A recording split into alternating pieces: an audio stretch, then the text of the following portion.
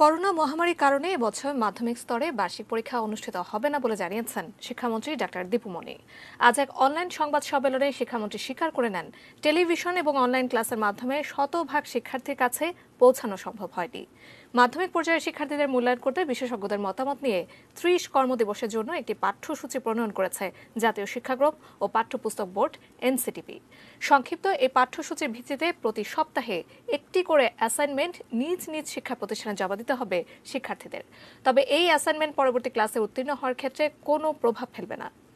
যে পরিস্থিতি, সেই পরিস্থিতিতে কোনো পরীক্ষা নয়, আমরা এই মূল্যায়নটা যে করছি, এই মূল্যায়নটাও যেন কোনো ধরনের চাপ সৃষ্টি না করে। কারণ এই প্যান্ডেমিকের মধ্যে এমনিতেই নানান ধরনের একটা চাপ তো আছেই।